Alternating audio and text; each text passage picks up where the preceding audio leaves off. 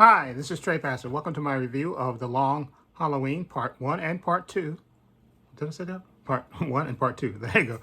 Anyway, this is based on the graphic novel by Jeff Loeb and Tim Sale. I think that's the artist's name that did the graphic novel back in the 90s.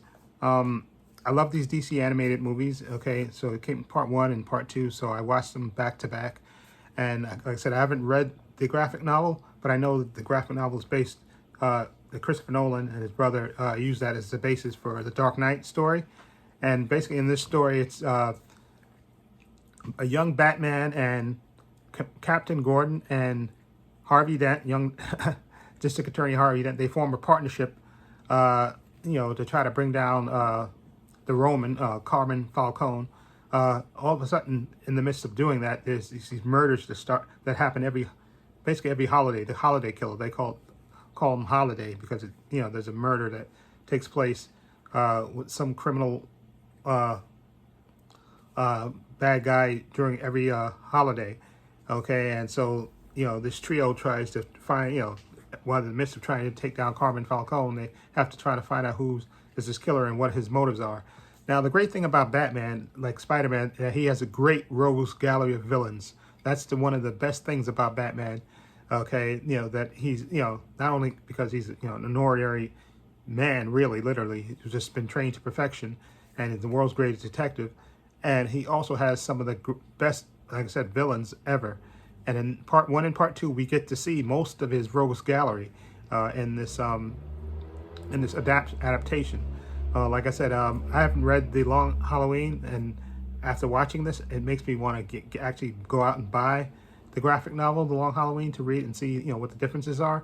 Now I know they've done it before with Batman stories. They adapted them, and they changed things around and stuff. But for this review, I'm going to be reviewing what exactly they released on these direct-to-video movies. And like I said, I really enjoyed both of them. You have Jason Ackles, who ironically played Red Hood, Jason Todd, in one of the previous Batman animated movies, but here he plays Bruce Wayne / Batman, and I think he does a good job as doing the voice work of Bruce Wayne. I think he sounded pretty convincing as Bruce Wayne / Batman. And you have the late, Naya Rivera, who unfortunately passed away. I think she passed away about 2 years ago. I think she drowned in an accident while she's vacationing with her son, and she does the voice of Catwoman. Okay, and you also have Troy Baker, who does a really good, a really good Mark Hamill imitation of the Joker in this, because I really thought for a minute until I saw the credits that it was actually Mark Hamill doing the voice of the Joker. I think he did a really good job voicing the Joker, who was in this as well. And of course, you have Josh Hamel, who plays Harvey Dent, one of the three bigs in this movie. I think he did a good job as Harvey Dent. And again, this story is really good because it really gives you insight into Gotham, and how the mobsters are running things in Gotham, and how the Batman and Harvey Dent and Captain Gordon come together to try to stop them, and then of course stop all these holiday killings that are going on that are just mysteriously happening. And like I said, we get most of Batman's rogues gallery in there. I think we get you got Mad Hatter in this. You got Scarecrow. You got Calendar Man, you got Penguin, I think, Joker, Poison Ivy, of course, Catwoman, and I think that's that's about at least 7. And Solomon Grundy, he's in there as well. So you have most of, not all of them, but most of Batman's rogues gallery, and they fit into the story here and there without spoiling it. But again, this story is really good because you have a mystery going on. Batman trying to solve these holiday killings and who's doing them and what their motive is.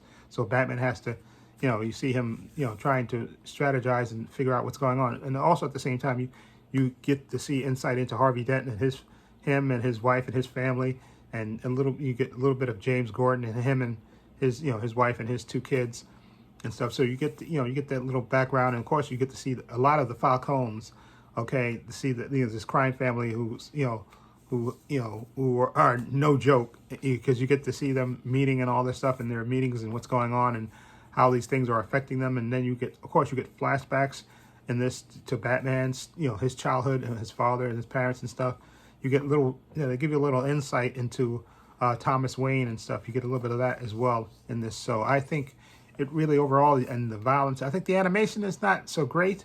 I think it's just decent. It's not great, but the story is the thing for this, for me, that keeps you intrigued, trying to to watch this from the beginning to the end. And I like the relationship that they have with Batman and Catwoman in this, and different versions of it. Batman and Catwoman are they have this push pull thing in this, and they have a little bit of that in this movie as well. A little bit of romance in this, which is always good to see. And it's just a really good movie. Again, like you get lots of gratuitous violence in this. Batman doing his thing. You get to see the villains plotting and stuff. And again, you have this mystery of who is the the holiday killer that Batman has to figure out, and whether you can figure that out by watching it and seeing what's happening and stuff. And I really enjoyed this part 1 and part 2. I'm glad they broke it up into 2 parts, because it really doesn't slow down, doesn't drag for me. Okay, when part 1 ended, I definitely just immediately put in part 2, because I wanted to see exactly how the story would continue, and it didn't disappoint. To me, I really enjoyed both these parts. And again, Batman is like the gift that keeps giving. I know a lot of people complain sometimes about Batman isn't everything, but Batman is this is an interesting character. He is, and him and the characters in his world are just, they're just really interesting to watch and to study and to see how things work out. It's just, you have more possibilities. Again, nothing against Superman, who I love as well, but Superman is Superman, okay? And his villains are just, they don't. This Gotham's just a better world, okay? Just in my opinion. So anyway, I'm gonna give The Long Halloween. This is for both parts, because I think part 1 and part 2 were pretty good, pretty comparable. And it fits one story. I could watch it, like I said, if it was all one movie, like because I think they did that with The Dark Knight Returns. They had broken up initially into one movie, then part 2, and then I think they released it together.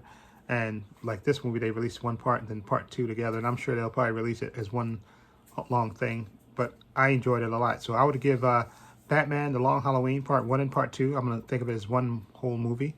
I'm gonna give it a 7.8. Okay, I would give it a higher grade. It's just the animation. The story to me is the thing. The animation wasn't all that great, to be perfectly honest. I wasn't a big fan of the animation. I think the animation is better in part 1. Okay, but that doesn't stop me from the story. The story is the thing for me. And I think, again, the actors do a good job with the voice work. I forgot, Billy Burke, he plays Commissioner Gordon, and I think he does a good job as well. But I think it's the Harvey Dent actor, which is Josh Duhamel, and Bruce Wayne, played by Jason Ackles, who I thought did a really good job as Bruce Wayne / Batman. Like I said, I think he sounded comparable to previous kind of Batmans, and that kind of the voice, authoritative Batman voice, and as Playboy Bruce Wayne, I think he did a good job. And I think Naya Rivera as well, she did a good job too as Catwoman / Selena Kyle. So again, I would give it a 7.8 for the whole movie as a whole. Anyway, let me know what you think. If you've seen The Long Halloween part 1 and part 2, what do you think of it? What's your feeling on it? Did you like part 1 better or part 2? Okay, me personally, like I said, I liked them better as a whole. And I think part 1 is, if I had to choose, gun to my head, part 1 would be the thing for me, part 1. But anyway, I'm going to give, again, 7.8 for me. I'm judging both movies as one, so I'm going to say 7.8 for me.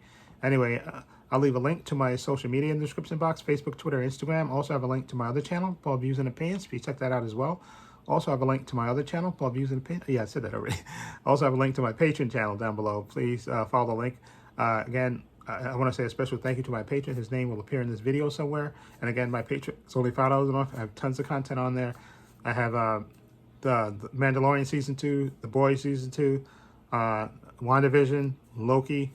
I have Zack Snyder's Justice League, all 4 parts. I have Stargirl Season 1 on there. I have Superman and Lois. Also I have Stargirl Season 2 on there so far. And I'm also putting on there the Titans Season 3 is going on there as well. So anyway, follow the link below to my Patreon. Again, only $5 a month. And if you can support me, I greatly appreciate it. And this is Trey Pastor saying so long and take care.